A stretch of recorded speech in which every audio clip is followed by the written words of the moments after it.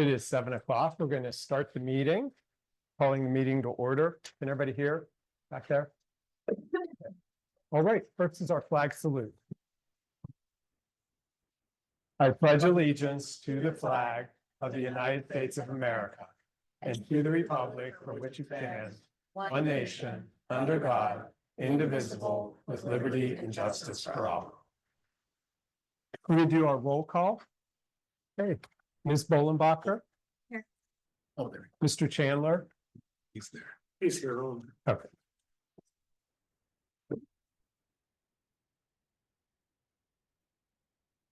There it is. Mr. Chandler? Yes, I'm here. Can you guys hear me? Yes. Thank you. Here. Ms. Comptello is on her way. Mr. Hope? Here. Myself, here. Ms. Polkownik? Here. Mayor Perry? Here. Solicitor Corbel? Here. Okay. Engineer Keenan? Here. Director Tesco? Here. And Mr. Price is not here tonight. We have a quorum. Okay. Our first item is our consent agenda. So we have the minutes from April 10th, also the bill list from April 24th, and the monthly reports that are listed on the agenda. All those were on the OneDrive for council to review. Looking for a motion to approve the April 24th, 2025 consent agenda pending bill list approval by the Borough President, Manager, and Treasurer. Ms. Bolenbacher? Second. Mr. Hope? Any questions or discussion? Hearing none, all in favor? Aye. Opposed? Motion passes. Okay, public comments on agenda items. At this time, citizens may address the Crafton Borough Council on any issue appearing on today's agenda. Only residents and taxpayers of the Borough of Crafton will be permitted to address the council. Comments on non-agenda items will be taken at the end of tonight's meeting. Speakers will be permitted to speak for a maximum of 3 minutes. Groups of people will be required to designate a spokesperson to represent them before the council, who may speak for a maximum of 5 minutes. Council has the option to respond or not at the end of the address. The solicitor is the assigned timekeeper, and please state your name and physical address for the record. Yep.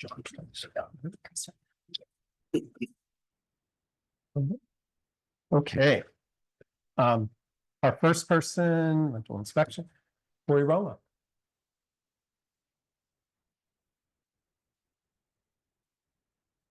Corey Rowland, 264 West Union Street. I'm just here to speak in support of the rental inspection ordinance that's on the agenda tonight. As a renter myself, it would bring me a lot of sound mind to know that my landlord is keeping compliant regularly with different codes and stuff. And I also think this is a very, very important step to address many of the concerns that we've heard from residents over the last year about absentee landlords that live out of state, that own property in the borough.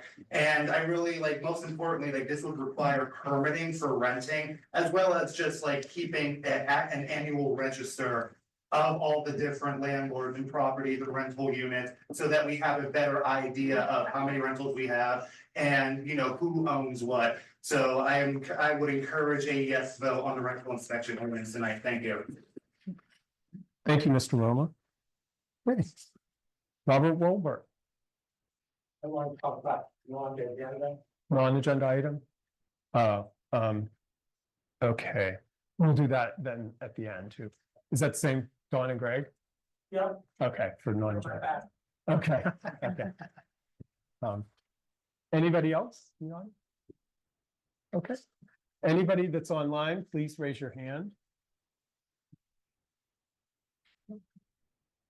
Oh, we do have one. All right. Ms. Bittner. Hello? She's muted.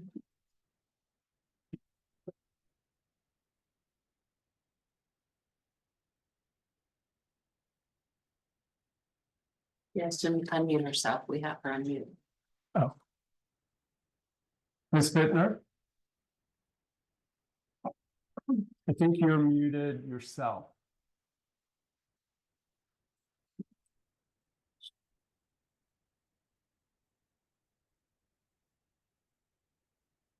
Oh, there. Can you hear me now? Yeah, okay. Sorry. Just your name and address, and then go ahead. Jessica Bittner. I have several rental properties in Crafton. 21 Thomas Street is one of them. Do you need more? No, just one's fine. Okay.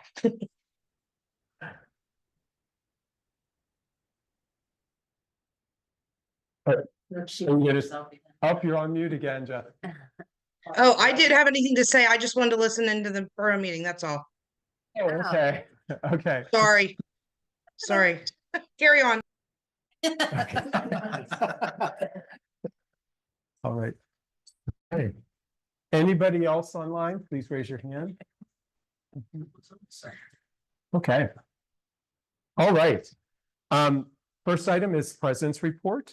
And this is something that the Shade Tree Commission has brought into place, which is the Bird City designation. Right now, we are a Tree City, USA for the past 35 years. We're going to have the celebration, of course, this Saturday to commemorate that on Arbor Day. The commission's also looking at designating us as a bird city. We have a lot of birds. There's a lot of natural habitat. The birds play in it. And there's certain requirements that you have to meet to get certified as a bird city. So the Shade Tree Commission is looking into that. More information to come. Just at the last Shade Tree Commission meeting, it was discussed about potentially doing that. And Kristen Schuley on the Bird Tree or the Shade Tree Commission has been gathering the information for the next meeting coming up next month. So something to look forward to. Those meetings are public if you care to attend and get more information about the shade trees or the bird city. That's all I have to report. Mayor's report. So, in addition to our Arbor Day proclamation, this Saturday, I will be issuing a proclamation for the dedication of Betsy Martin's tree.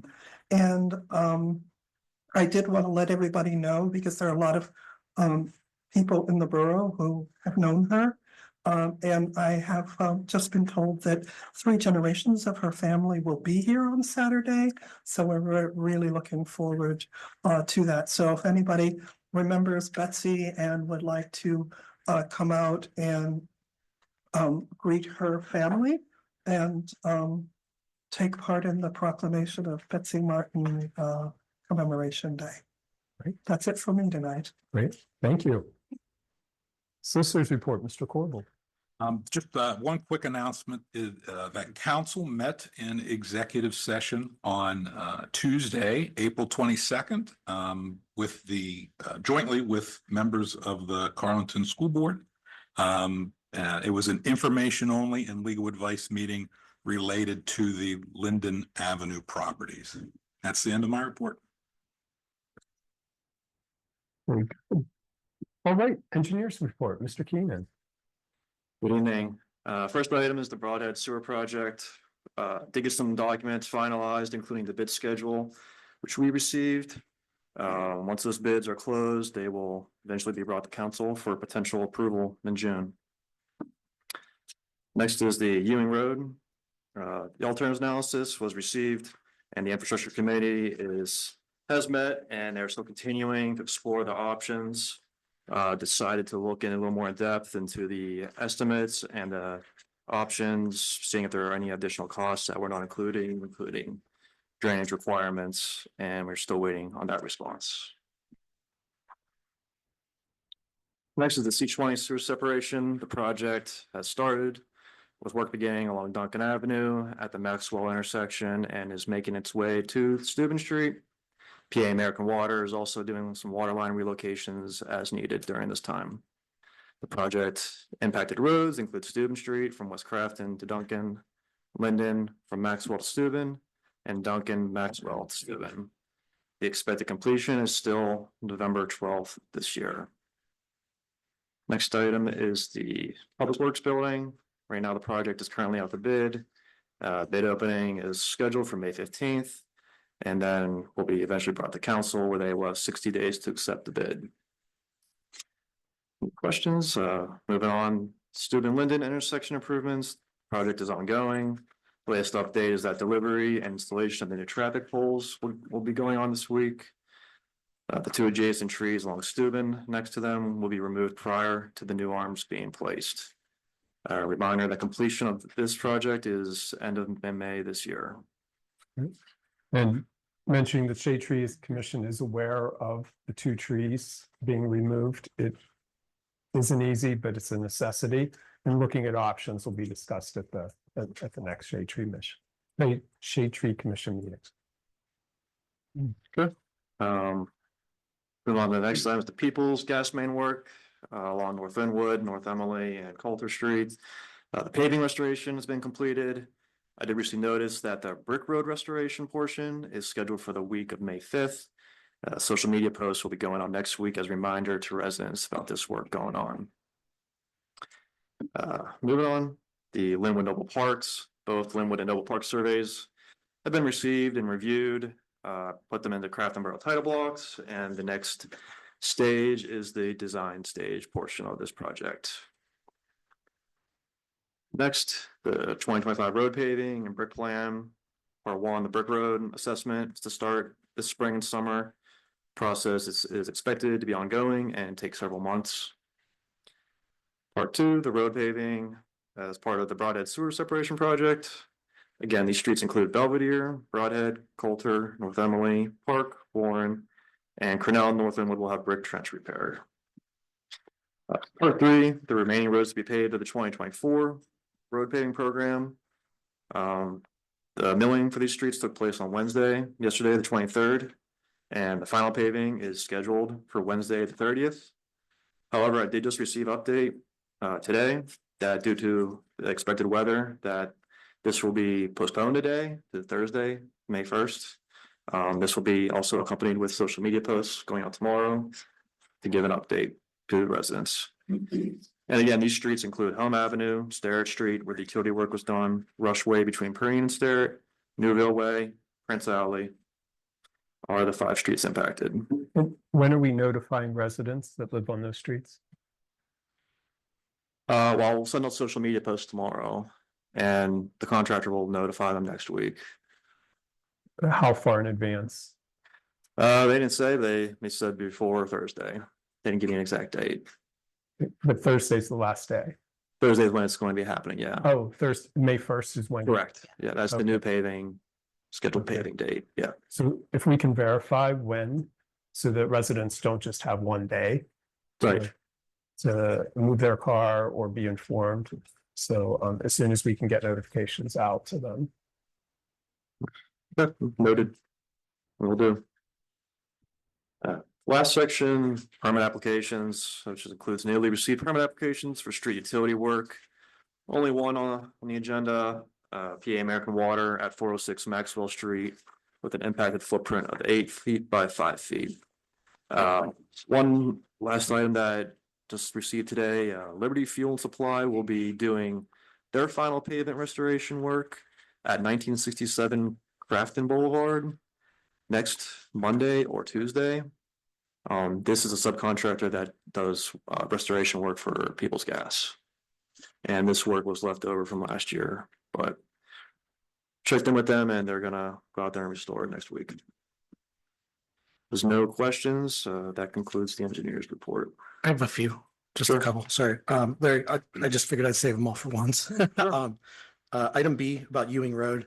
Now that we're into baseball season down at CIT, I know we had talked about detour signs and stuff like that. Is there a plan in place? So there is a detour signs in place right now. They've been in for a few weeks. Basically they start at Crafton Boulevard and they intended to direct traffic to Hawthorne to Woodlawn, down to Chartiers, down Chartiers, back up to Fountain and then towards Ewing to the CIT fields. Great, thank you. I know they had requested something like that, so I just wanted to double check. Also, item C on the C20 sewer separation work that's expected to be done in November. Are there any anticipated detours along Steuben Street, since that's a pretty busy vein of traffic?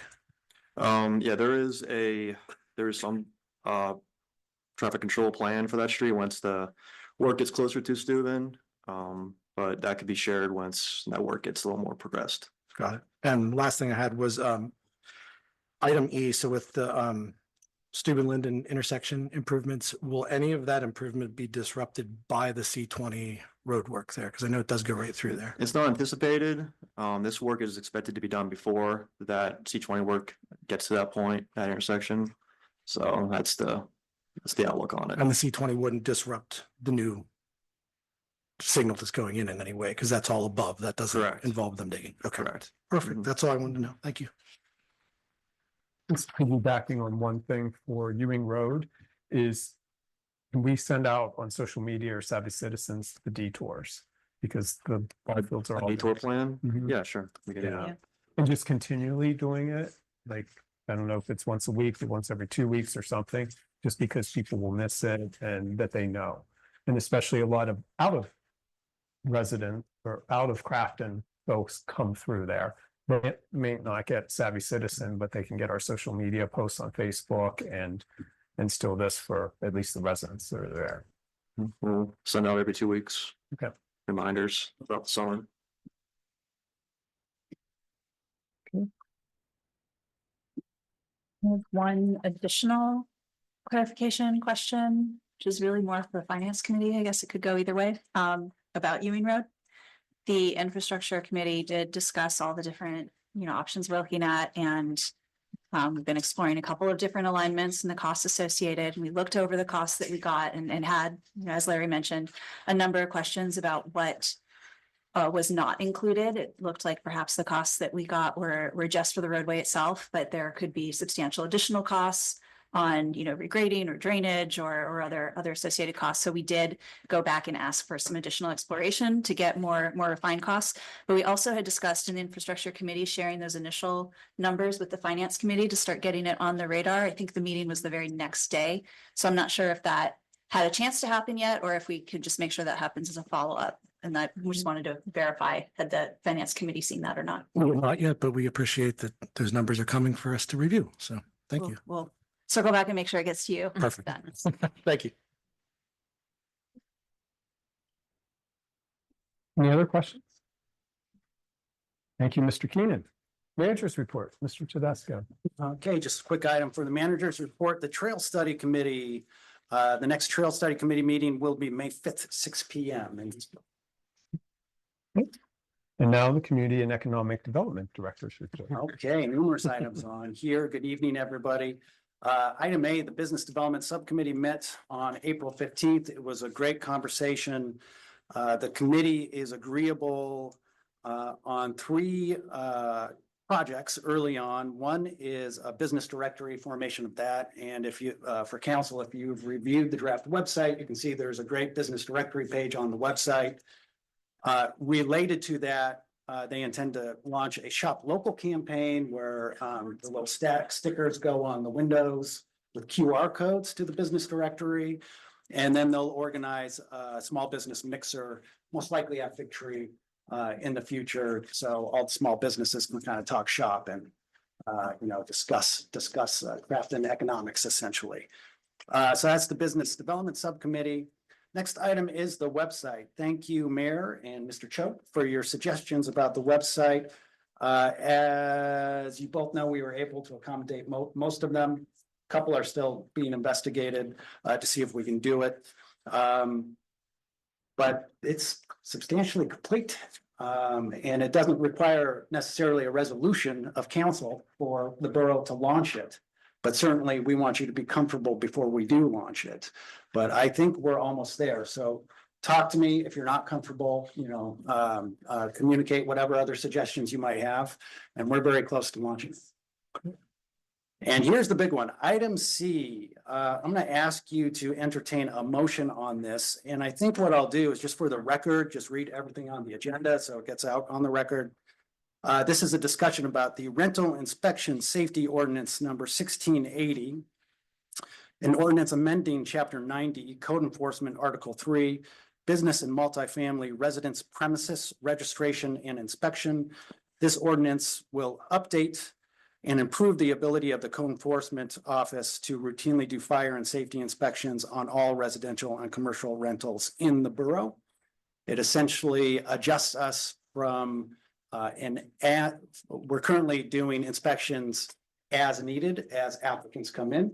This shifts us to a routine for every 3 years, every unit in the borough gets an inspection.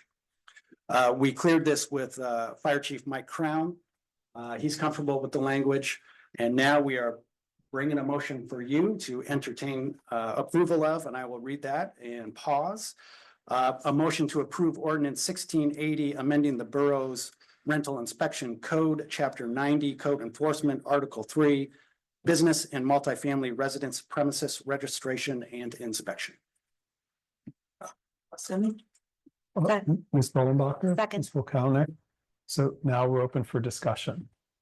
So do you want to know what's considered a multi-unit? Is it a duplex, triplex, fourplex, all of the above, Any unit 3+. 3+? But if it's a rental or a multiplex for a duplex, those qualify as well. Okay. Single family rentals also qualify. Thank you. The state, Pennsylvania State Association of Boroughs surprisingly held a webinar the other day about rental inspection programs, and their recommendation is very similar to what this ordinance is. So the State Association of Boroughs is on the same page as we are, or at least we're on the same page as them, so. I have one thing, couple clarifications, guess questions. The inspections that happen after the first initial, so right now we do occupancy when you transfer real estate. And I guess you'd be doing when you first, new renter moves into a building and the landlord tells us. Yes. So the follow-up inspections that happen on this 3-year cycle, are they exactly the same as the occupancy inspection you get on the initial one, or are they different in any way? Yes, they'll be exactly the same. They check for Okay. fire safety, any code infractions Sure. in the building or exterior.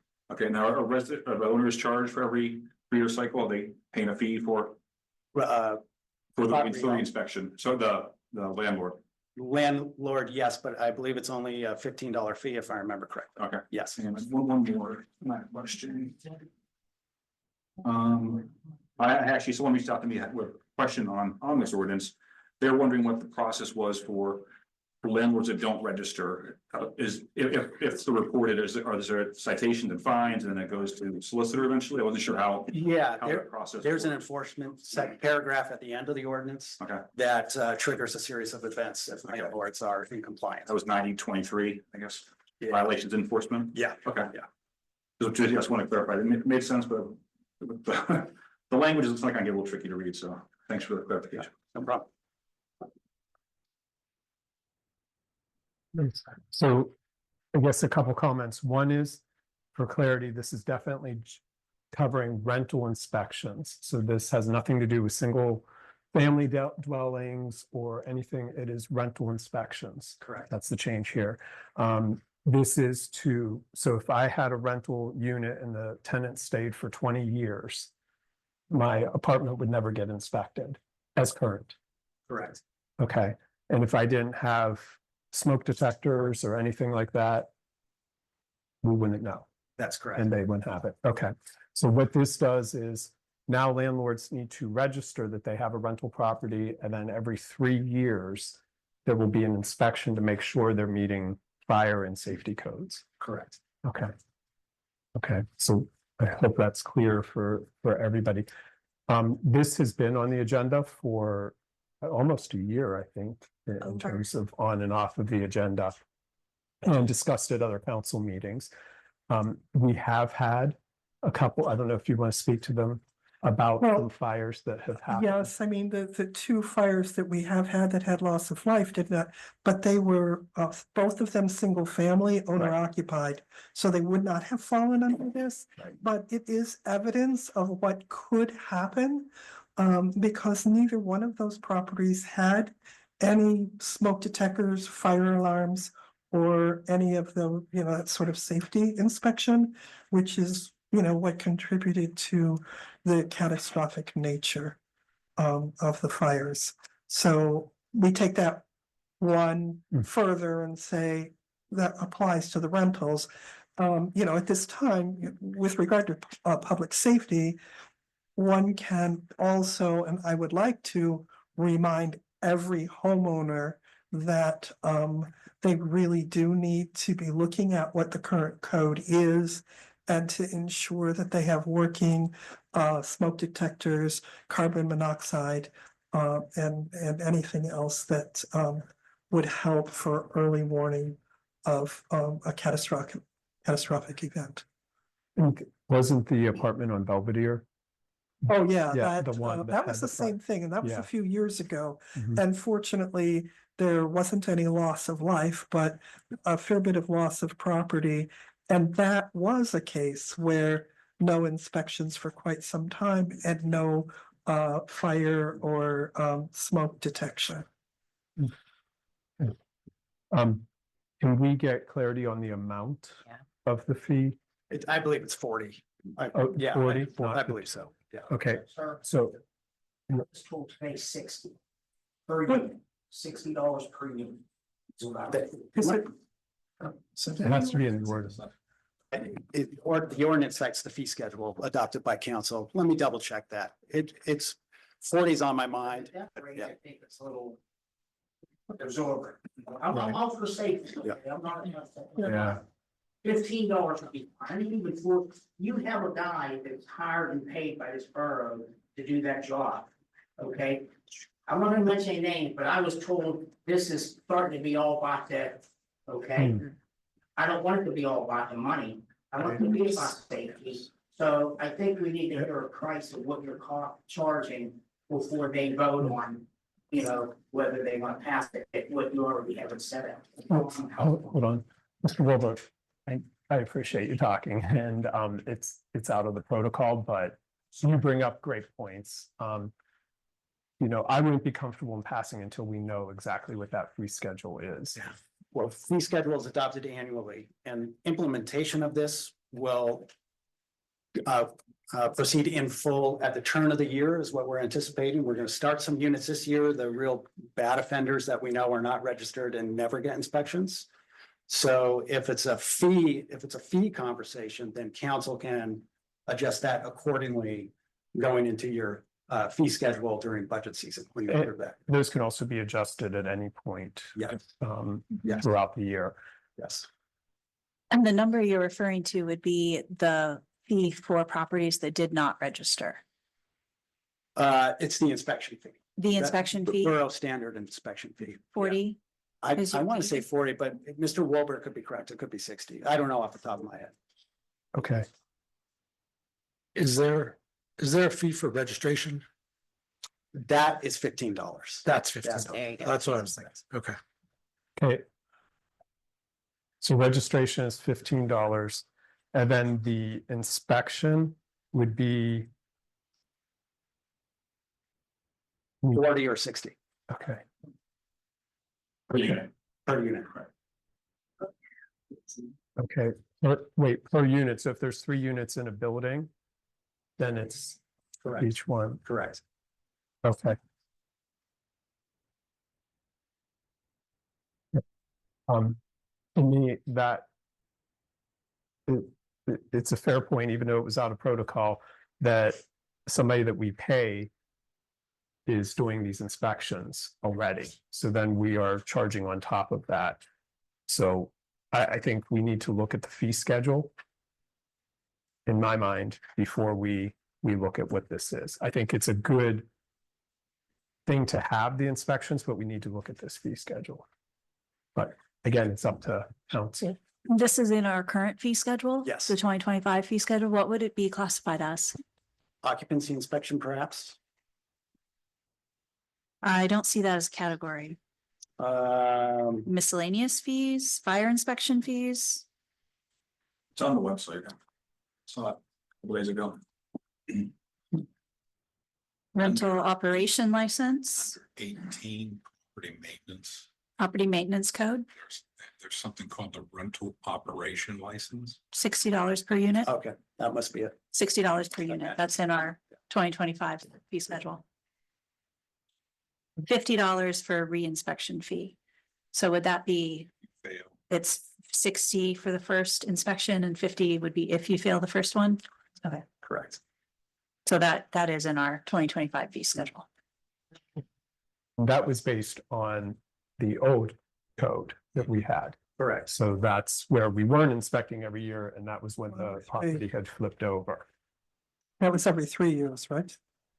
No, No, that's no, on no. it as needed. No, but the new one will be every 3 years. Right. And then I know that you mentioned, as did Mr. Wilbert, that this is somebody that we're paying already, but there's real cost to that.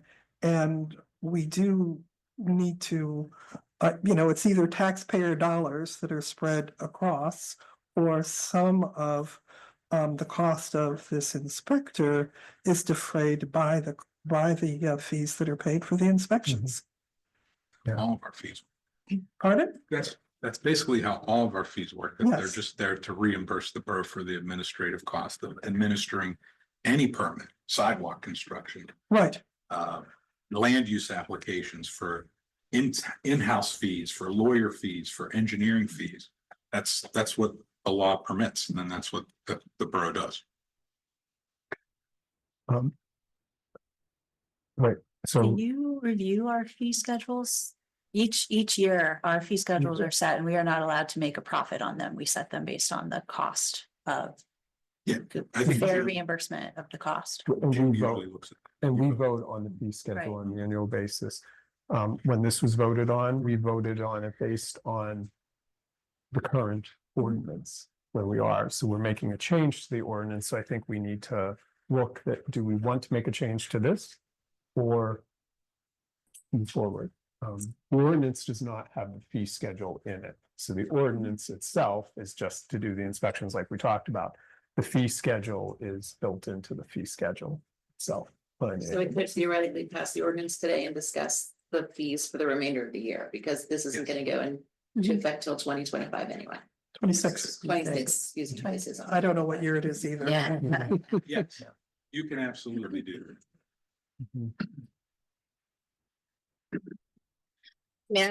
I am not a rental owner, but as a person who was a tenant for, a good chunk of my middle-aged life at this point, I think it's super important that we have this. So I know money always boils down to dollars, but I think this is very important, and I would think it holds landlords accountable. So that's my 2 cents on this. If we can get this passed, then we figure out the fees to implement for the following year, correct?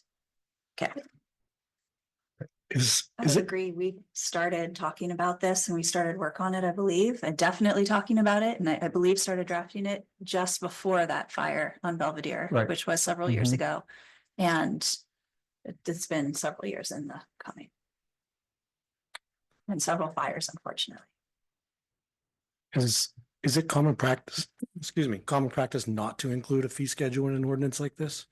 Yes, typically you would just reference the fee schedule. Okay. Because it gives you the ability to change it as needed. Sure, rather Up, than- down, whatnot, and not have to go through the ordinance process, which is costly and takes extra time.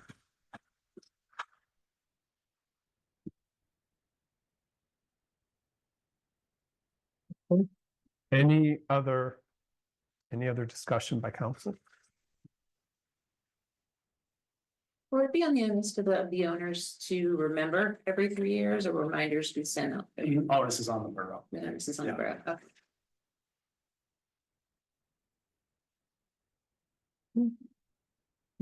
We That's a have, follow-up question. Does that mean the onus is on the borough also to schedule that inspection? Yes, Right? So it's not like there would be a penalty on property owners, landlords who forget to schedule it. The onus is on the borough to reach out and schedule it. that is correct. reading through the ordinance, I don't see an effective date of January 1st. Am I missing it? or- I'm sorry, I didn't mean that literally. I mean that for all practical purposes. This will roll out in full in early January, which gives us roughly 7 months to prepare for the rollout and prepare property owners for the rollout. Okay, because it says it's enacted and ordained as of today. Yes. Well, So- as soon as it's executed, so basically, if you Right. sign and the mayor signs tonight, it's effective. Right, right. That's what I'm saying. So, Can we pass it but not sign it? Or should we wait? yeah, Mike is telling you that you are not scheduling any rental inspections, right? So that's what we're saying, or that's what Mike's saying. So there shouldn't be any issue with a fee. And you all can ask for recommendations from the administration and discuss it and even pass it at the next meeting or the meeting after that. I don't see any issue with that. If we table this, we would have to re-advertise the ordinance. So there's a cost involved with that too. It's up to you all, but I don't see a legal issue with this because nobody is going to get a rental inspection in the short term between now and when you would set a inspection fee related to the updated ordinance provision. Is that fair? Yeah, it's very fair. Also, it seems that if we haven't been doing regular ordinances for some years, that any unit that were to qualify for one near term Inspections. would need a pretty thorough one, and that fee seems to apply. The only case, might be if something had been inspected very recently because it just sold, then maybe their next inspection will be a little more cursory if they've met everything and nothing has changed. But if they were recently inspected, then they're not due for another 3 years. And at that point, we have multiple years to amend the fee schedule. So it seems like anything that would be likely to start right away would be things that had not been inspected in a long time. That is our plan, yes. And that fee is already in place right now with the current ordinance, correct? Correct.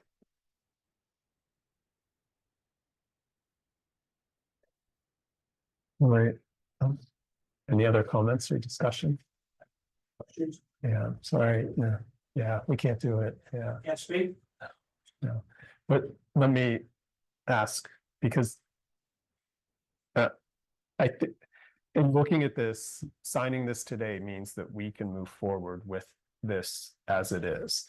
And then which would be with the current fee schedule plus enacting all of these things here. Saying that January 1st is when we're going to push it or whatever is, I'm personally not comfortable with that because it's not in the ordinance. So. If we want to table it, that has to be motion, right? Because Well, motion's on the floor. So motion's on the floor, then we would go to a vote.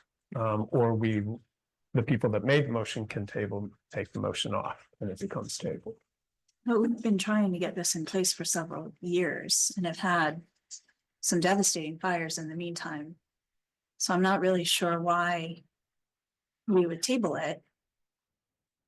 Simply because we don't want to start implementing something we've been trying to put in place and that our residents have been complaining about landlords that are not taking care of their properties. If the primary issue is that $20 difference in fee, I think we've all addressed that the fee stands already. And the only properties that, even if we were to start before January 1st, and we're saying we won't, but even if we were to, the only properties that would be subject to that are those that haven't been inspected in a very long time. And we want to make sure it's done properly. So my recommendation would then be to have the ordinance effective January 1st for it with a What is look the at the public fee safety benefit of not enforcing it? as it is today, because I think the fee schedule is very high. And it would still apply unless we did a revision of the fee schedule.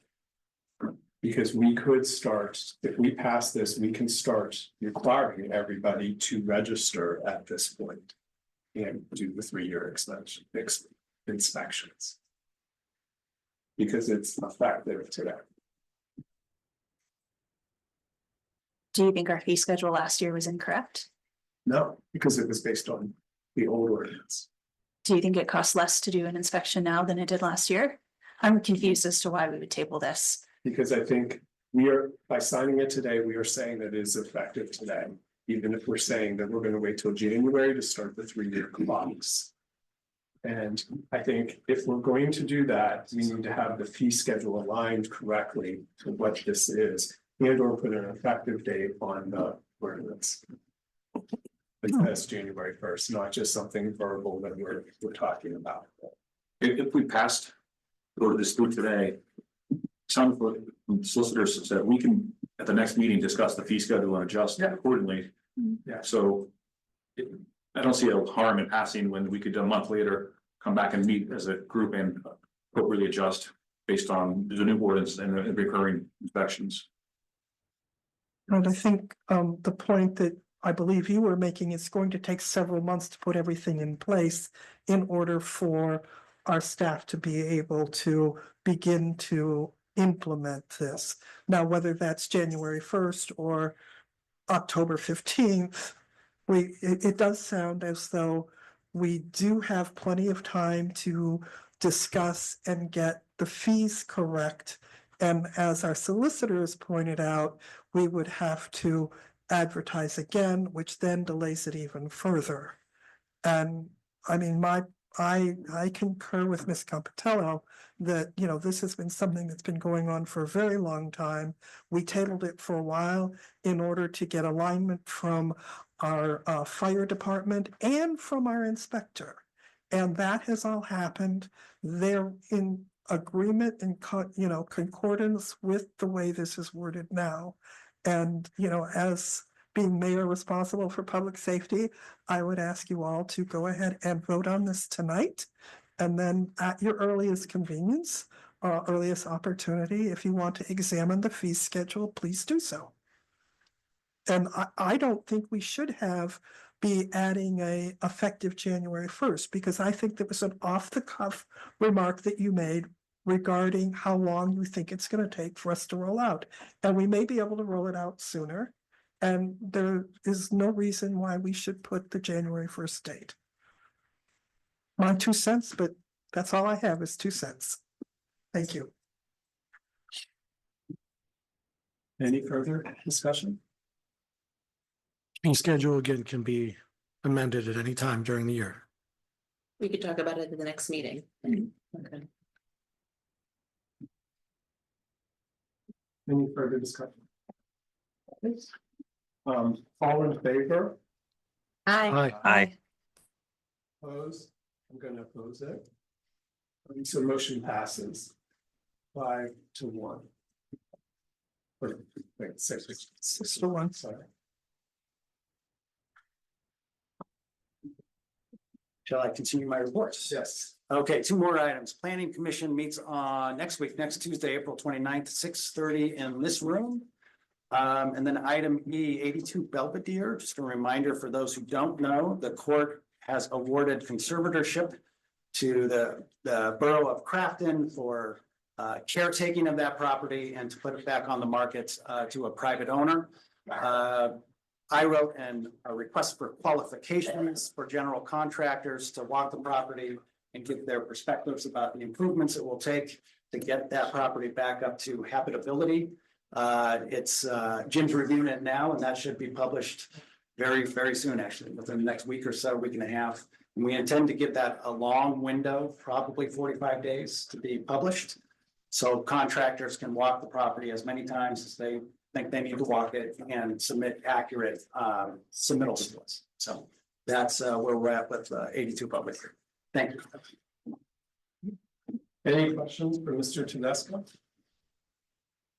Okay, standing committee reports, finance, administration, sustainability, Mr. Hope. Thank you. I'll start off by saying that the rental inspection ordinance that we just passed has been on the agenda of the Finance Administration Sustainability Committee for quite some time. And you have my word that the fee schedule will continue to be on that agenda until it is addressed so that we can talk about it as a group. So financially and sustainability wise, I think it's important that we review that fee schedule as it relates to the rental inspection ordinance, since that was part of the committee's agenda for quite some time. Second thing, the committee met last week and we did a budget to actual review all the way through the end of the first quarter of 2025. And I am happy to report that general fund, road fund, and sewer fund are all trending as expected for the year. Granted, still first quarter, but everything for the most part is trending the way that we would expect it to based on previous years. We also reviewed the bond fund, not just through 2024, but also through the first quarter of 2025. And the bond fund has done a wonderful job of allowing this borough to do a lot of improvements over how many years? 5? Is that correct? 5 at this point. Yeah. 5 years at this point. Initial was 9 million, I believe, and we've turned that into over $24 million worth of improvements to this borough, which is substantial.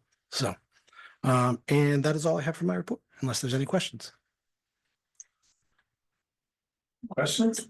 All right, infrastructure and land use, Ms. Costello. Sure, we have the energy audit on the agenda, just for a standing update. We did get funding from the state of Pennsylvania to do an energy audit. It's about $50,000. We had this news at the beginning of this year, back in January. That energy audit is for municipal buildings, and that is well underway, probably close to wrapping up. Second, we also received a grant from DCED. This is also a Pennsylvania state grant. $325,000. We've been talking about this one since January as well. This one was really good news because it was a grant we found out about kind of last minute, and we're able to turn around an application very, very quickly. Just kind of threw our name in the ring, and did get a nice amount of money for our downtown. So that was very exciting. This requires no match, so there's no money that the borough has to put in. It had a little over $3 million max, and we requested a larger amount, over $3 million. We got about 1/10 of that. But grant money with no match is grant money. So we have this $325,000 for pedestrian and other business district improvements. That's what the fund was for. That's what the grant was for, and so that's what we tailored it for in our application. Council has in front of them a memo. This is not Just you, that's for your report. Oh, this is for my report. Well, I can pass it around if you'd like. It's not final, so there's not a whole lot to look at. We did discuss at the last council meeting, because we got less than we requested and we can only use the funds for what we included in the application. We asked that Mr. Tedesco and the borough manager and our engineer look at kind of a menu of what within the allowable uses, what can fit within this reduced amount that we got, what are some costs associated with some of those different items, and bring a menu to council. We did look over this at the infrastructure committee. We kind of found that most categories are things that we could include, and there's a lot of open-ended opportunities.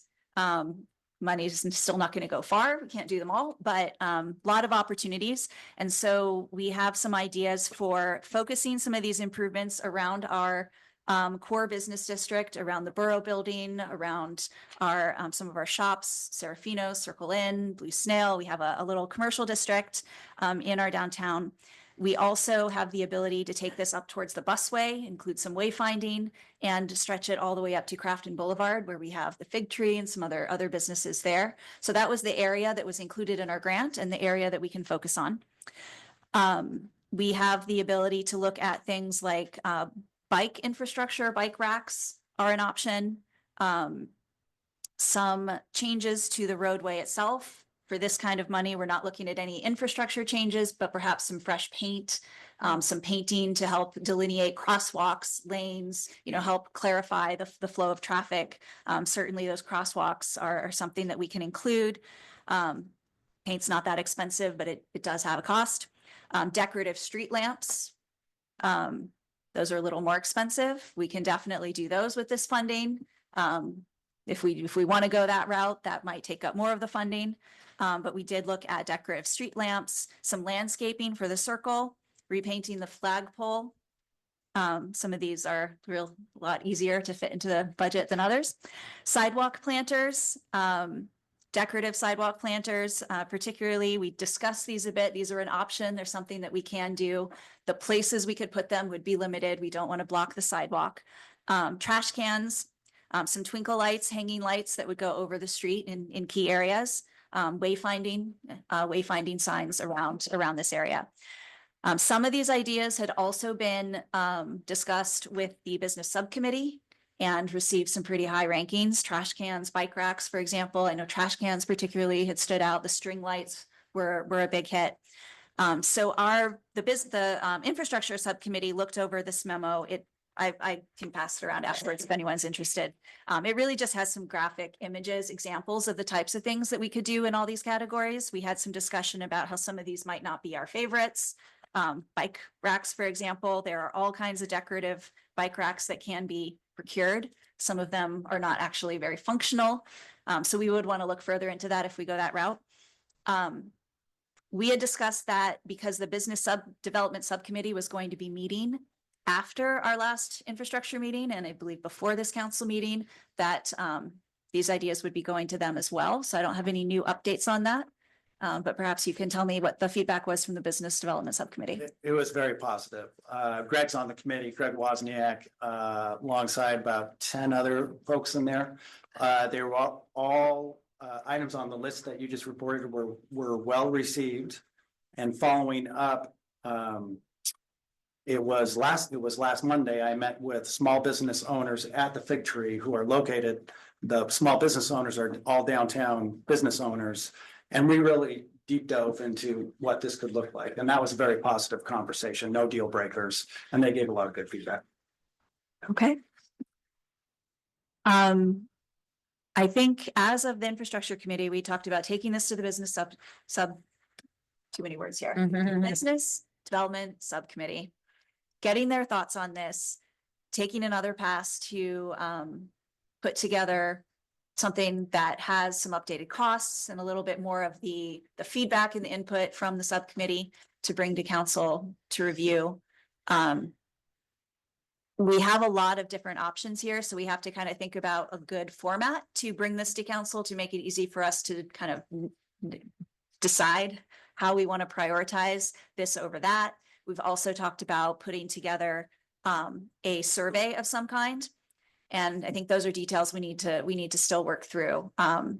Depending on which way we go, it would be really useful to potentially have a public survey if we decide to do bike racks, for example, about where they should go or what kind of designs are more useful. Decorative street lighting, for example, also we could put out a survey with some different options and see what people like, get some input on where they would be most useful, but we still have some sorting through to do to get this to a menu that council can more meaningfully use.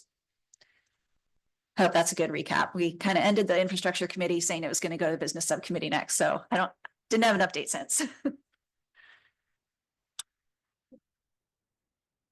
You have the PRT. And then PRT, yes. Are there any questions on that before I go on? It's exciting. We have free money from the state to do some cool stuff, and now we just have a lot of options to figure out how we want to spend it. And part of that process will be public feedback too, because we'll be presenting a council meeting and getting public feedback from it, and then eventually making a decision. Gonna have to start riding a bike. Okay, so the last item on my agenda is the PRT bus service. We have talked about this in a few meetings so far, and I know some have been watching the news. PRT is experiencing a funding crisis, as are all the transit agencies across Pennsylvania. This has been building for a number of years as their funds available to them have not risen, and costs of operations have risen, and inflation has risen, and the money that they have available has not changed. So they are currently petitioning the state and then trying to get additional funding from the state. But in the meantime, a few weeks ago, maybe about a month ago at this point, they published and advertised a plan for reduced service if they don't get additional funding. And that reduced service would be substantial for our region. It would be substantial for riders in Crafton. We have 5 bus routes that serve our community. 4 of those would be cut entirely. This is not guaranteed to happen, but it is their worst case scenario that will come true if they don't get additional funding. So with that in mind, this council has talked about trying to support the need of our community to have continued access to transit, and we have prepared this evening a funding resolution supporting the call for increased funding from the PA General Assembly for Pittsburgh Regional Transit. So this is PRT Bus Funding Resolution 2025-08. Do I read it in its entirety? It's long. Would you like me to read it in its entirety? I think maybe just the points that are the definitions and everything of the history, but maybe just what we are supporting. I'll go to the backside then. Yeah, there's not money coming out of Crafton for this. It's a support for the state to actually. So this is a resolution of the Borough of Crafton supporting increased funding for Pittsburgh Regional Transit. And the first page is all acknowledging who PRT is and that Crafton residents use this service. Now, therefore, be it resolved by the Council of the Borough of Crafton, Allegheny County, Commonwealth of Pennsylvania, and it is hereby resolved by the authority of the same as follows. Section 1. The Crafton Borough Council hereby expresses its strong support for reliable, sustainable, long-term funding solutions for Pittsburgh Regional Transit. Section 2, the Crafton Borough Council urges the Pennsylvania General Assembly and the Governor to secure adequate funding for public transit throughout the Commonwealth, including the $117 million infusion of state funding beginning in fiscal year 2026, with compounding and annual increases that PRT needs to maintain current service levels. Section 3, the Crafton Borough Council recognizes that public transit is not just a critical need for those who rely on it daily, but benefits all residents by reducing traffic congestion, providing transportation options, supporting economic development, and enhancing quality of life. Section 4, the Crafton Borough Council encourages residents, businesses, and community organizations to make their voices heard regarding the importance of public transit by providing feedback to PRT and contacting their state elected officials. Section 5, this is the action. A copy of this resolution shall be forwarded to the Governor of Pennsylvania, members of the Pennsylvania General Assembly representing Crafton Borough and Allegheny County, and the leadership of Pittsburgh Regional Transit. Section 6, this resolution shall take effect immediately. So I have a motion to approve Resolution 2025-08, a resolution supporting the call for increased funding from PA General Assembly for Pittsburgh Regional Transit. So moved. Second. Okay, Ms. Polkownik, Mr. Chandler, any questions or discussion? No, I have no questions, but I just think it's wonderful that we did this, so. And I think this kind of started with Ms. Capitello bringing it to a council meeting about a month and a half ago. And then hearing public feedback to say, yes, we support the public transit. What can we do as a borough? And passing this resolution and making, our elected officials and the ones that run our transit aware that Crafton is very supportive, and our residents and our council folks are very supportive of, getting funding for this very important initiative. So. Do we know if any other boroughs or townships or anyone have passed a similar resolution related to PRT? I don't know. I know that it has been discussed at Connect. So I would imagine that other communities have, but I don't know. Mr. Corbel? I do not know. None of my other municipalities have. Okay. Yeah, we're going to be innovative in this respect. Good. So maybe the others will follow. But this is really important. We have our bus line running right behind us, in front of us here. And if we move service to the airport or downtown, those are really important connecting points for our residents.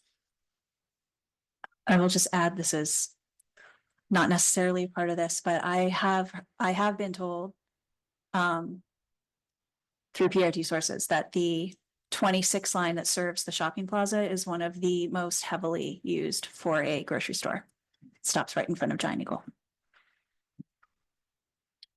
And that would be cut in there. So it's not Proposed. items that are just on the busway behind us. Oh, no, we have 3 buses that run on the busway and 2 that run through the community. The 29 and the 26 run through the community, and both of those would be cut in this scenario. And I think that from what I remember, 10 years ago, there was funding provided for this. And then COVID hit and ARPA funds supplemented them for a period of time when those funds were going to expire. And then ARPA funds help supplement them, and then those funds are running out. Any other discussion or questions? All in favor? Aye. Opposed? Motion passes. Okay, thank you. And that is all for my report. Great, thank you, Ms. Costello. Communication and Recreation, Ms. Mullenbacher. Thank you. Mr. Oliveira and Mayor Perry already gave most of the details for our Arbor Day celebration and tree dedication for Betsy Martin this Saturday. I really just wanted to add that if you are interested in attending, it begins at 10 a.m. and it will be in the park. So meet us there at 10 if you would like to be part of it. Saturday, May 17th is our garden party to celebrate the 10th anniversary of our community garden. There will be a VIP hour from noon to 1, which will have some drinks, some snacks, some demonstrations and some music. So if you're interested in the VIP portion of it, tickets are $25 a person. They're $20 for seniors. So if you are interested, you can purchase tickets on our website. But from 1 o'clock to 4 o'clock, it is free to the public. So anybody is welcome to come who doesn't wish to purchase a ticket. Same, we're still going to have some demonstrations. We're going to have some kid-friendly things to do. And there's a lot on the agenda. So come on down and celebrate our 10 years of community gardening. I will have some new details for the upcoming events for the remainder of the year pretty soon here. But just to keep them on your calendar, we have our Independence Day celebration on Friday, July 4th. Fall Fest on Saturday, September 27th. Celebration of Lights on Saturday, December 4th, and our Holiday House Tour on Sunday, December 14th. As always, the rec board is looking for volunteers. If you're planning to come celebrate any of or all of these events, consider volunteering for an hour or two. It would be greatly appreciated by the rec board, and it would help the days go much smoother for everybody. So they put a lot of work into these, so we would love personal. Yes. How do they volunteer? They go to the website. You can go to our website. There is a section for the rec board, and there's email that you can send them. Just let them know you're interested. You don't have to give dates, times, hours, anything like that. They'll reach out to you, let you know what dates and times they would like some help. You are free to say yes or no. You're not set in stone that you have to volunteer if you show interest. Also, if you could visit the Borough website, our calendar for our ongoing monthly community events. We have things like yoga, we have book clubs, we have a coffee, community, and creativity hour at the library, all kinds of things going on all month long. So once again, please go to the Borough website to the events calendar and see what we're doing. And also our newsletter is coming in June. The articles have been collected and it is currently being assembled. So you'll be seeing that at some point in June. Unless there's any questions, that's the end of my report. Thank you. It's spoken about. All right. Board Commission recruiting, Mr. Combs. Thank you very much. We've had a couple of weeks, probably at least a month, maybe up to 6 weeks at this point, of conducting interviews for Planning Commission. Have had some wonderful applicants, so we're excited today to have a couple motions to make to basically round out that committee or that committee. So I'm looking for 3 motions, and we're going to start with the first one. This would be to basically reappoint Eric Velcheff to the Planning Commission. He's currently serving as the chairman, and then he went through the process of reapplying, interviews conducted by 2 others who are on the committee that were serving in that capacity to conduct the interviews. So along with myself and Kirsten conducted all of these interviews. But first up, I'm looking for a motion to appoint Eric Velcheff to Planning Commission for a 4-year term that will expire on April 13th, 2029. Ms. Vollenbacher. Second. Mr. Hope. Any questions or discussion? Hearing none, all in favor? Aye. Opposed? Motion passes. Thank you. To our second motion, I'm just going to say this in front of all of them. Same process occurred. So this was for Alice Piskurik. She currently is another person who was serving. Her term was up, went through the appropriate process of reapplying. An interview was conducted by 2 other people on the committee who were serving in that capacity because the current chairperson was up for reelection, along with myself and Kirsten conducting that interview. So I'm looking for a motion to appoint Alice Paskirk. Gosh, I'm so sorry, I say her name wrong all the time. A motion to appoint Alice Paskirk to the Planning Commission for a 4-year term that will expire on April 13th, 2029. So moved. Ms. Goldenbacher, Second. Mr. Cho. Any discussions or questions? Oh, wait. All in favor? Aye. Opposed? Motion passes. Okay, thank you. Okay, and the last one is to, same process occurred here. This was to fill the seat that was vacant due to Vince resigning from his role on the commission. So this seat is to fill out the entire planning commission. I'm looking for a motion to appoint Alan Beeler to the planning commission for the remainder of a 4-year term set to expire on April 13th, 2026. So moved. Ms. Goldenbacher, Second. Ms. Costello. Any questions or discussion? Hearing none, all in favor? Aye. Opposed? Motion passes. Thank you. Okay, so that takes us to our current open positions. Currently, if you have an agenda, you'll see that there are 3 listed here, but currently we have only 1 position available, and that is a full service commission. It's an alternate seat. We actually had a recent applicant there, so we're working on setting up that interview. So that is exciting that if that interview happens and all goes well, and then we will be a full house there as well. The 2 other planning commissions, 3 other planning commission seats just currently were filled. Upcoming positions, we're in a good spot for a few months here, but we will have some zoning hearing board seats becoming available. I'll say at the end of this year, but it is January 1st of 2026. So we will have a couple seats coming up there on the zoning hearing board. So yeah, it looks as if the boards, commissions, committees are in good shape at this time. And just thanking everyone again for the interest in applying and going through the process of the interviews. And thank you to those that are leading those interviews, because schedules are very, very tricky. Everyone knows how busy everybody is. So this is a big thank you to those that are giving up their time, whether it's during the day, during a lunchtime, or taking 30 minutes at a time with their family. So I do appreciate that. And that's it. Thank you to the board commission recruiting for all the time and effort to get us to a spot where we have 1 with a potential applicant and then no openings.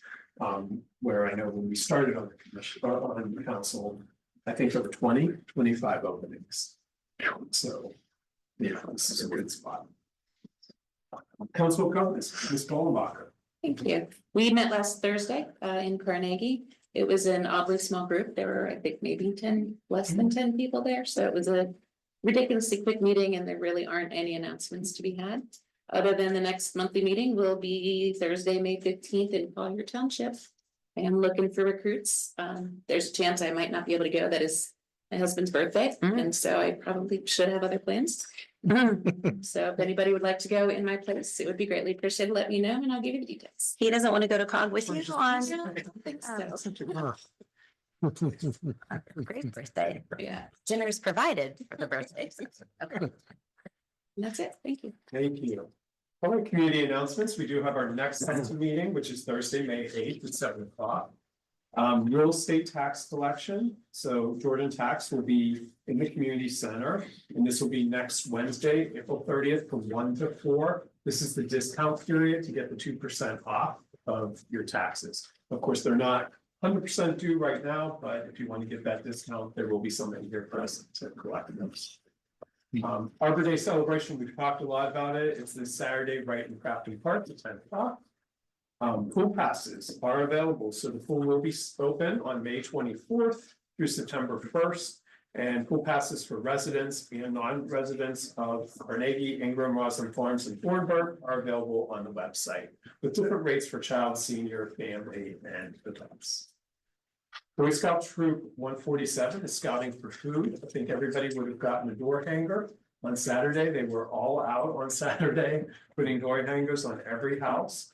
So this will be Saturday, this Saturday, April 26th, will be pickup at 9 a.m. Have your tag and the food visible on your porch, and they'll come and take that from you. This is all donations go to the food bank, and it also includes pets or pet goods. No, don't pets. I just envision all these boys going like, here's a dog. One that's not on here that I did put on is election day, this May 20th, so mark your calendars, make sure you look where your location is. The wards and things have changed over the past few years. I think 3 of the wards will be here, the rest will be at some of the churches.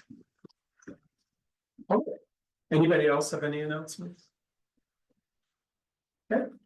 Public comment. At this time, citizens may address the Crafton Borough Council on any issue. Only residents and taxpayers of the Borough of Crafton will be permitted to address the council. Speakers will be permitted to speak for a maximum of 3 minutes. Groups of people will be required to designate a spokesperson to represent them before the council. You may speak for a maximum of 5 minutes. Council has the option to respond or not at the end of the address. The solicitor is the assigned timekeeper. Please state your name and physical address for the record. Okay. At least we did have some people on here. Oh, sorry. Well, highway, it's the Scouting for Food, Troop 147 and Troop 148. There are 2 Boy Scout troops in Crafton. We have split Crafton right down the middle, and each take 1/2. So just a small thing for that, for FYI. Thank you. I did not know that. Okay. So it's both troops are going to be out doing it, and then. Yeah, because it's a nationwide program for all the scout troops, and so we do it at the same time. But because there's 2 different troops, we split Crafton down the middle, and they take 1/2, we take the other half. I love it. Okay, great job. Great. Working smarter, not harder, right there. I love it. Wonderful. All right. Okay. Don't worry, it's open. Bob.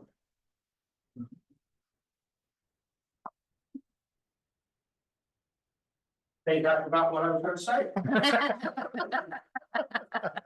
My name is Robert C. Wolver Jr. And where you live? Lifetime resident of Crafton since 1948. Except for 4 years when I was in the Air Force. And I've lived on East Steuben Street since 1976. Reason I'm here today is to talk about the American Legion. And in case you don't know the building, it's located on West Crafton Avenue. It has multiple addresses. Linwood, it's known as Legion Plaza. These are all addresses of different buildings at the company. So we're trying to acquire occupancy permits for the building. The one occupancy permit is on the bottom floor, which was originally a hall. And that's virtually what it is to be today by the tenants. Upstairs was the Legion meeting hall, had pool tables and that, and storage for it. And we're looking to rent that out for a plumber to just store items.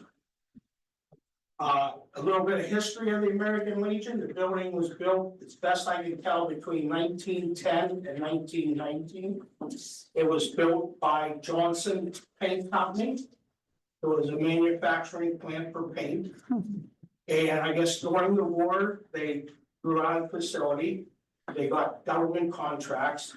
So they sold the Legion, sold the building to the American Legion. And I believe that was in 1939. So the problem seems to be, I'm being told that I need to acquire either structural blueprints of the building or a structural analysis. Now, I can see these prints being needed for new construction. But an existing building that is I-beam construction, some of the beams are exposed, they're over 1 foot high, concrete floors, concrete roof. So the building is well built. So what I'm going to ask for, and I don't know if this is capable of council, to grandfather us in to bypass the blueprints that they're asking for, so we can apply for occupancy permits.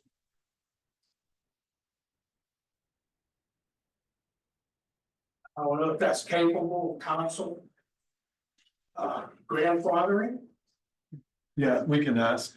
Did you have anything else? Well, because what we do is, you speak and then we can discuss it. Okay. Can I talk about other things as we're talking about? As long as you have, yeah. 30 seconds. 5 minutes for each. And if you're representing a group, yes. I got 2 more. You get the 5. Yeah, it's Campantella, Compantella, Campantella.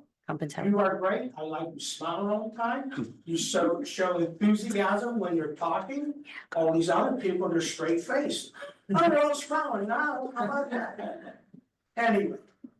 Very nice. I like your presentation. Now, on landlord. My brothers and I are landlords. And we are hands-on landlords, so we pretty much see our tenants, what's going on in that. We do fix, soon as we get a phone call, we fix items. I understand some of your problems with the absentee landlords. I understand you want to get a contact person that's local, whether it be a real estate company or whatever. So you do need to do that. The fees are a little tough. Most of my tenants are long-term, 7 years, 8 years. So the rent increases, you do a nuisance one, $10. So therefore, what the rent should be are falling behind.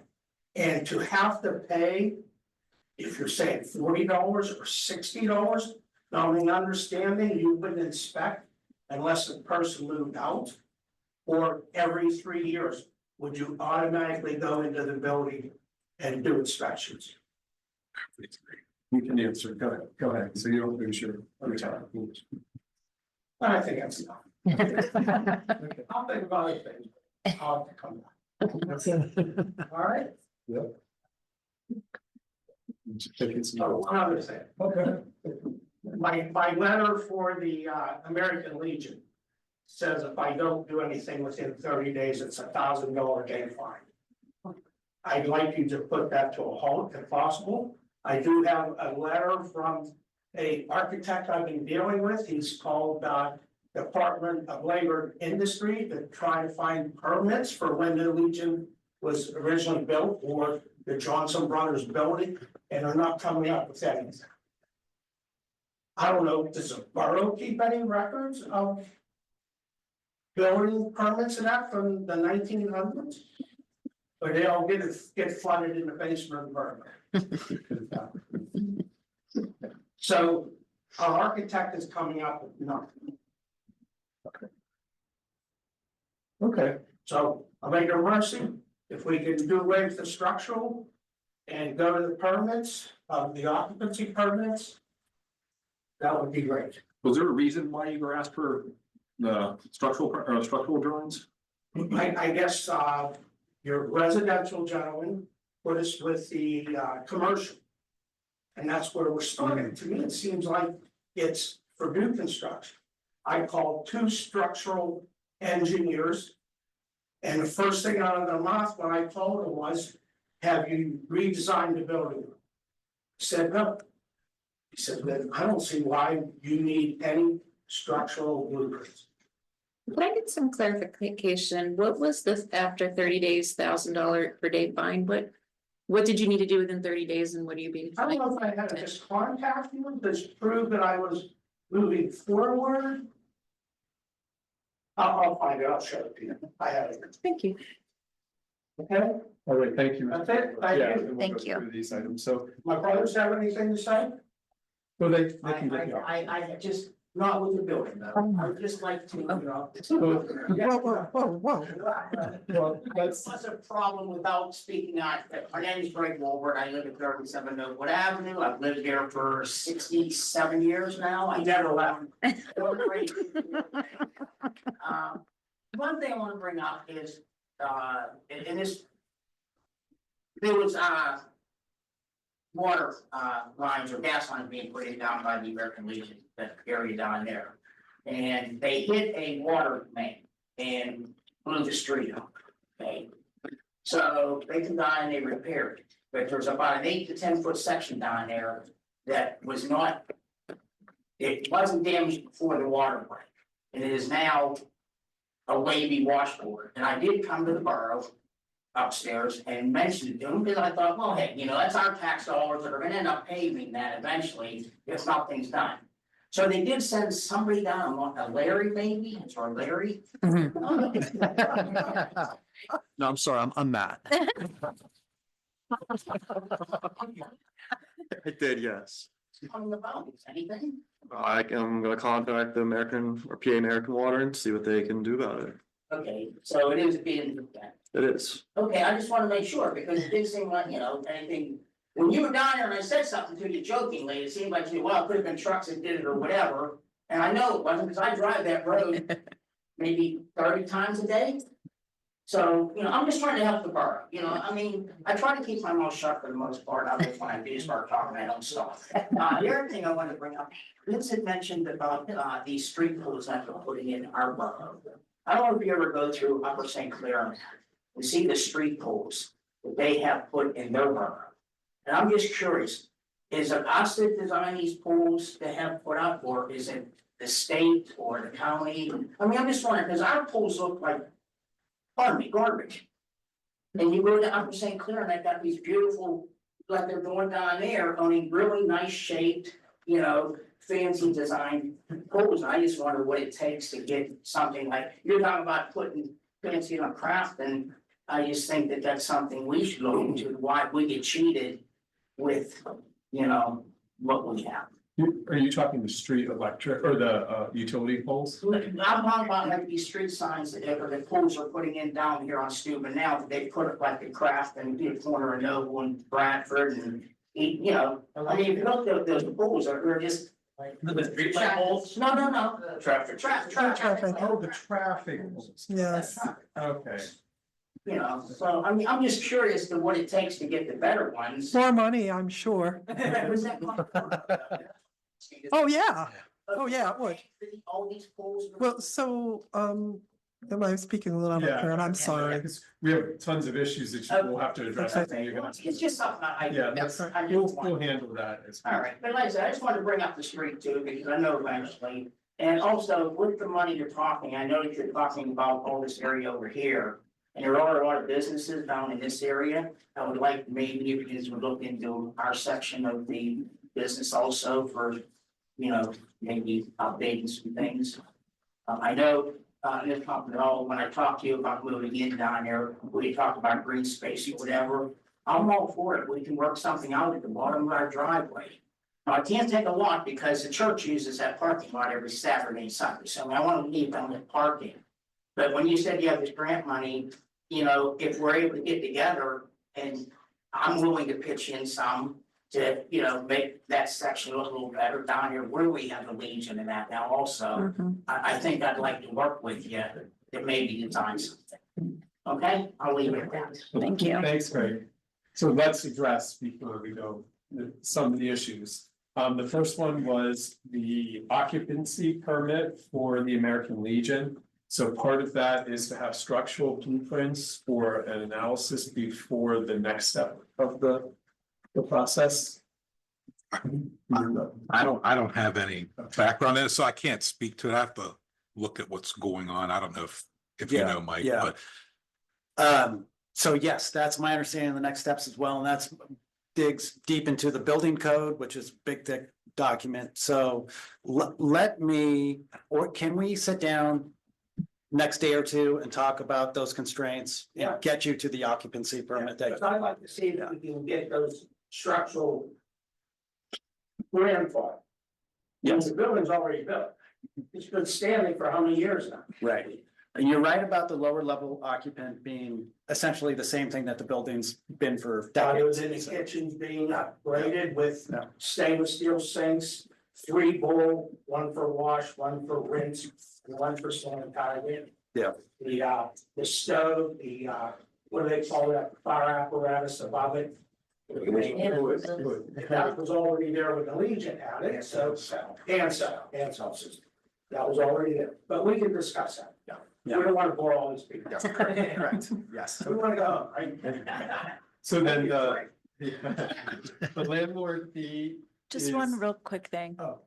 I mean, I'm with you, probably more than half the structures in this county are not up to current code. Codes change, but just to clarify, because we have a lot of talks about our rental inspection code and our zoning code, the building code is separate and we use the international building code, right? Yes, We don't have a custom version. We use the international building code. yes, whatever the state uses, we use. Yeah, that's what we, Yes. yeah. The landlord piece was more of a statement, that's tough on rental inspections because it could affect renters or be passed on. So that was all about $7,000 there. You're gonna meet with Mike and talk that through. On Greg's items, it's of course, the water side and the repairs there. So you're contacting PA American Water. Yeah, I went down there and took some pictures of the area and I have a contact with the who does restoration at PA American Water to get their feedback on it. And then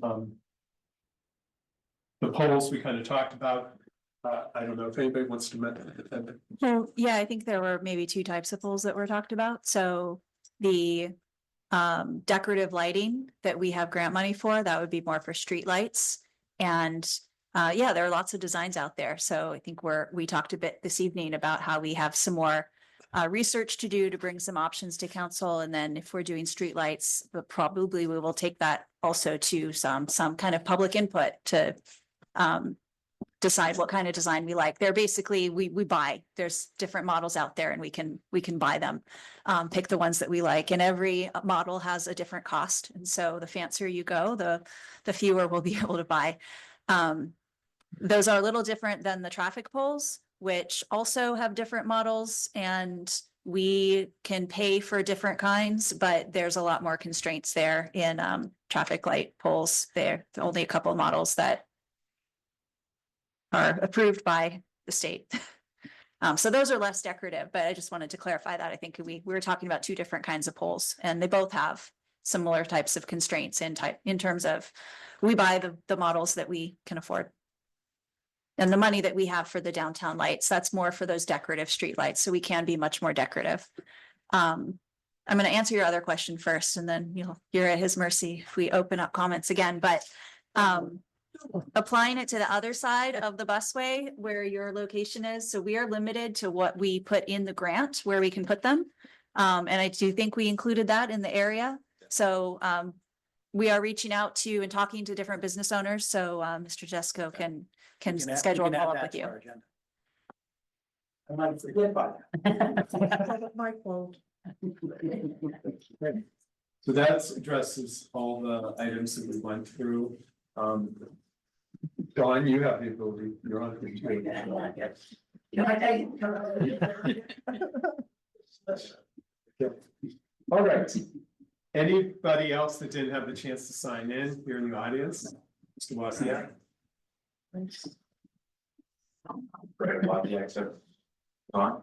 I don't think so. Can't tell. I don't think so. There it is. Yeah. Greg Wozniak, 1773 Bar Avenue. You had mentioned that you met with the school board about the Linden. Expand on that or give us some kind of information on what's going on with that property.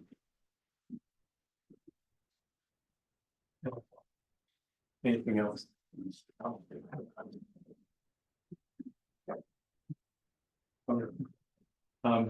Anybody want to talk about that or?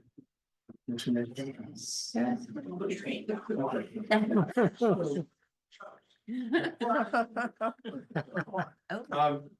So yes, the school board, of course, is very interested in cooperating with us. So preliminary discussions about that property. The long history of it is, again, the school board owns the back parcel.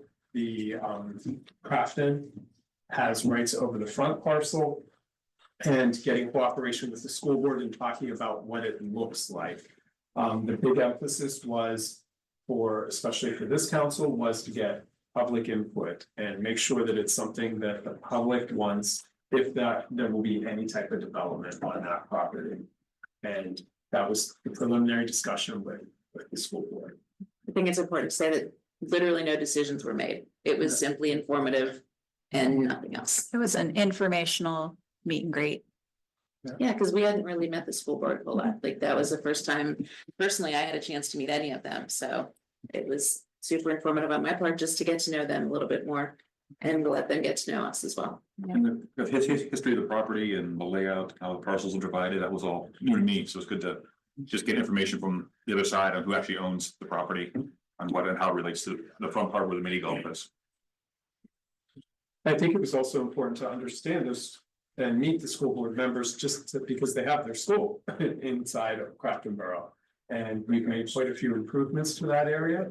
So we still want to make improvements and we want to have a good relationship with them. So that meeting was to start those relationships of being very positive with this council and the school board.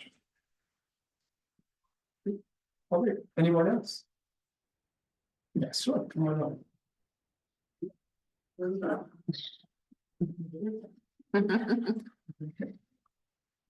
Karen Monjet in Park Street. I just have a comment.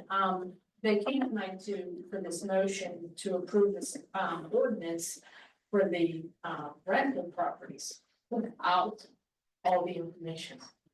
It went from the fees were either 15 to 40, maybe 60. I just don't think that's fair to the, landlords. I think more information, you should have had all the information in here for the work. You presented it to the borough, the voter. Thank you.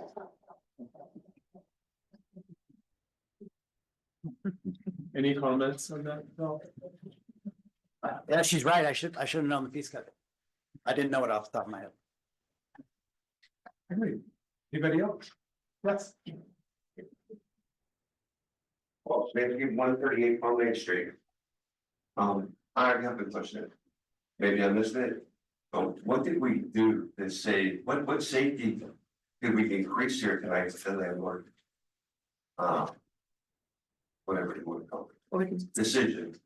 What did we do safer? What did we make safer tonight? Except put a cost on actually the renters, not the landlord. The money's gonna go, we'll pay, and the renters are gonna pay. So what did we do better? What happened to personal responsibility about smoke and all? Any kind of safety issue? What did we do today? Can somebody help me? I mean, what did we do good? Anything? So we just, what did we do? So you don't want to answer? No. You can go ahead and say what thing, and then we kind of respond after that. You know, my first thing, like, I always seem to get triggered when I come back here, I don't understand it. My first thought was, who's gonna post on social media that Crafton Borough just raised all the rents? Because you just did. People that rent usually are, you know, paycheck to paycheck. I was wondering, are any of you landlords? Yes, You are? I am. What did you think about it? I think it's important that we do keep up on it to make sure that the fire alarms are up to date and that the safety codes are met. I think Personal responsibility doesn't fall in. it's my responsibility. It's my responsibility to make sure that my tenants are safe. I'm okay with that. Okay. Why was it 1 units included, or did I miss that? They're included. They're good. And so a tenant moves out before the 3-year process or 3-year term or whatever it is. Do we have to get it inspected again? Because it's a new person? Most likely not. I'm sorry. If you, we'll write your questions down and then answer. Just to give you an update. One-on-one, because I know who's talking and it's a better dialogue, really. You should probably do that, but if you don't. That's all I have. Thank you so much. All right, so this first question was around safety. What did we do safer? And you put the cost on renters. And should there be personal responsibility, which Ms. Bolenbacher kind of addressed? Any comments? I also want to say, and I'm all for discussing the fee. $60 if you do have multiple properties can really add up. I only have one. I have a duplex. I live in a portion and I rent out the portion, so I have one. But and for me, $60 every 3 years, that's $20 every year. That's $1 something every month. To me, that is fairly nominal in my opinion. Like I said, I know a lot of you have multiple, so it does add up, but $1 plus a month and that I collect, and then every 3 years I pay to make sure that I'm safe. Personally, I'm okay with that. I can break down those numbers and I'm fine with that. Are they gonna say where the money's going to, though, so we're not, in other words, if we pay $60, are they gonna show us where that money's going to? Yeah, Greg. So what we discussed during the meeting was that fee schedule will be at the next meeting or up for discussion. So that's Next meeting. On the agenda. I will ask, like, you can't talk from the audience, otherwise everybody. So. And I would like to just say really quick that I think what I think we did well this evening, what good we did was to ensure that these structures are safer, because I did have, I had a renter for 9 years at one point and I didn't get them checked, and I checked them personally every couple of years. Anytime she told me they beeped, I replaced them. Once a year I'd go up and hit the button and make sure it made noise. So I did make sure that they were up to code. But for people who do have the long-term renters, I personally feel much better knowing that every 3 years, everybody now has to make sure that their buildings are safe. Because we do have an issue with absent landlords who don't live here. The ones who live here are the ones who care. They're the ones who check. They're the ones that make sure that their properties look nice, they're safe, and everybody's good to go. This gives us a better chance to hold those other people accountable who don't live in this neighborhood, who don't know this community. So that's the good I feel like we did. It's a public safety improvement. It's about making sure that these properties have functional fire alarms and have, meet the basic safety requirements. We have had a lot of fires in the past few years. We've had some devastating fires. We've had some loss of life. That is not new in the past few years. We have a lot of older structures and most people do maintain them, and that's great, but it's the ones that haven't been, or someone forgot about it. It's really easy to forget about those things. It's really what we are trying to do is have something that helps to guarantee public safety. It is not only devastating to the people living in a unit if it catches fire, it can be also devastating to people living next door. Those fires can spread and can catch, and they're difficult for our firefighters to be putting themselves in harm's way to be dealing with these fires when they break out. And so these steps that we can take to just ensure that there are some regular checks that we are meeting basic safety standards, that's what this ordinance is intended to do.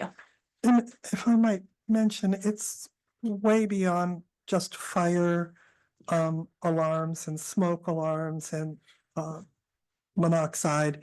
A lot of it is lighting, proper lighting in stairways, making sure that there's enough clearance around heaters and furnaces, and that exits are accessible. It's a lot more, I know we all go, so easily to making sure, talking about the fires, but there's a lot of other kind of safety issues that are involved with these permits. And, as you say, it's $1.75 a month on your rent.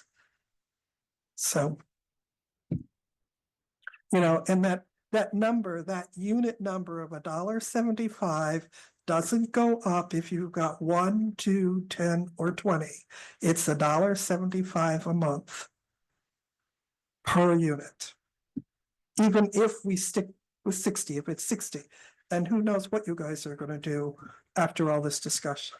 So anyway, thank you.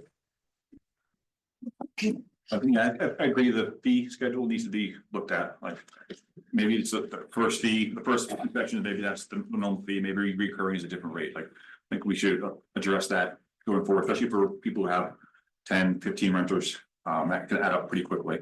But like what the mayor said, the code isn't just for like smoke alarms and CO2 detectors, it's a proper egress point there for renters. There's all the windows operate, so it's more than just like we may see on the inside, it's actually the outside of the house as well, and the things are structurally sound. So I think it's the fact that today someone can get a permit and then never have it inspected again, if they don't sell it, and it could put renter after renter in there, I think is is a safety issue. And I think that's what we addressed today with this reoccurring reinspection every couple of years, every 3 years. All right, anyone else? Yes. Sure. It's like the price is right. E-138 from Main Street. I'm not prepared. So, but my husband, that was my husband, and we are landlords. We don't own that many units. We own a 6 unit and we own an individual. But, you know, I can tell you, and we do, we rent these units, we put smoke alarms, in every bedroom, in the hallway, not in the kitchen because people, burn things. But, and I can tell you how many times I go in there, the smoke alarms are gone. Batteries are out. I mean, the last one, the smoke alarms were gone. I mean, what'd you do with them? Now, how am I supposed to be at fault for that? Let's say you go in and inspect, and they put the smoke alarms on, but they ain't there, but the smoke alarms are gone. So, I mean, don't the tenants have responsibility too? And don't get me wrong, I have some wonderful tenants. I have a tenant that's been there since 1994. Wow. Okay, and she pays $575 a month. Okay, I'm pretty much paying her to stay there. And I have others similar.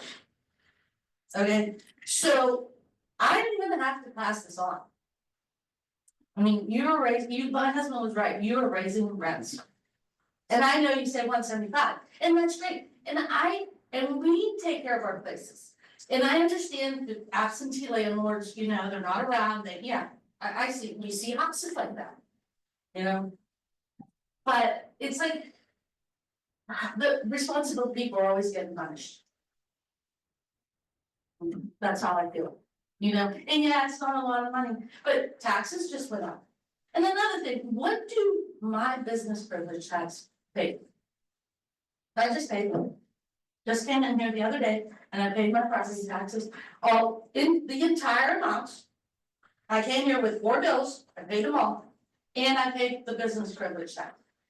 What does that go to? I always wonder. And that's all my rent. Thank you. Okay, thank you. All right, so the one is to renters taking out smoke alarms, and what does she have from, I guess, either a legal perspective on any of that? Or anything else? I take a deposit, so if they destroy the apartment, I have some reserve to. Yeah, I'm sorry, that's all I thought, is if you have a deposit from them, you take it back out of the deposit. They stole or destroyed them, but You are correct, there is no fix-all. I mean, there's an entire gamut. You've got the amazing renters, you've got the terrible renters, and it's a crapshoot. You do what you can to get the best people you can. But I mean, for me personally, this is my opinion personally. Ultimately, it is my property. Ultimately, I chose the person who went in there, and maybe if I made a terrible decision, then I hate to say it this way for myself, but listen, learn, what can I do to make that better? Because sometimes you can't, sometimes it's just a bad renter. I do background checks. I call the last 3 places they've lived. I do everything I can, but I do get that deposit. So if they do destroy, I've been lucky, knock on wood, all of my renters have been excellent. But if they destroy it, they destroy it. It ultimately, it is my property. I have to fix it. And I do what I can to limit that as much as possible. Who is the fine gonna go against, though, the renter or the owner of the building, that they come in and decide that the apartment is not up to code? Like she's saying, they removed the smoke detectors. How are we gonna be responsible, or do you have that down yet? There is no initial fine. If there's infractions like no smoke detectors, you'll be asked to put in smoke detectors, and there probably will be a reinspection on that. And if you don't, then it starts to escalate into some sort of fine territory, but you'll be asked to come into compliance. So.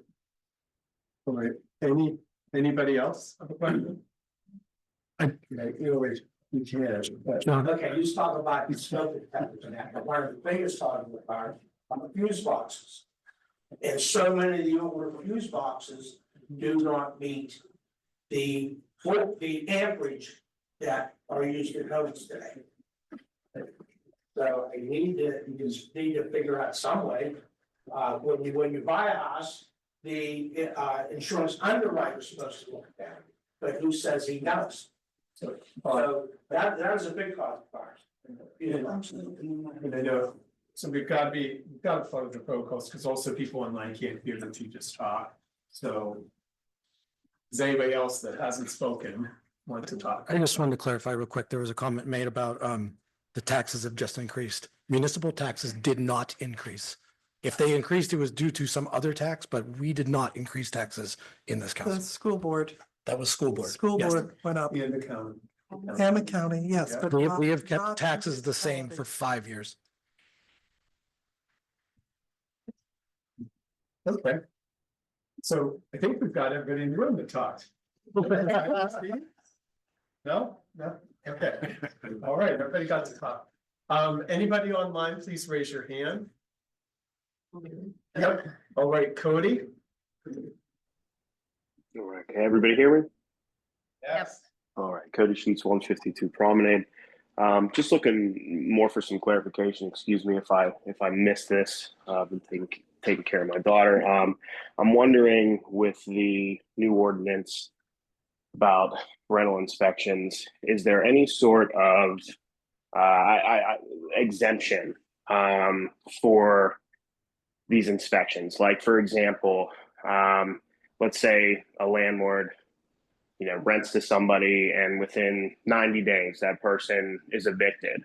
But within, the last 90 days we've had this place inspected. Is there any sort of like wiggle room on that for landlords or property owners?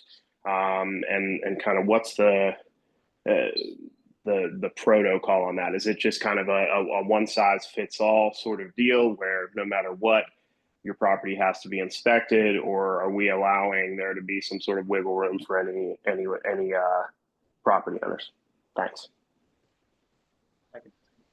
Thank you, Mr. Chief. And this, Bob, this goes to your question about what happens if a tenant turns over within 3 years, very similar. The answer is there is no additional inspection.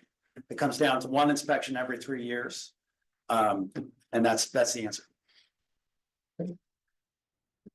So then what you're saying is that the old one was based on when it turns. Now it will be cadence of every 3 years, and it doesn't matter. So if you evict somebody in 90 days, put someone else in, and they're there, for a year and a half, and then you still have another one, you're not going to get inspected except every 3 years. Correct. Okay, thank you. All right, anybody else online, please raise your hand. Okay. All right, seeing none, it is 8:48, meeting adjourned. Thank you, everyone.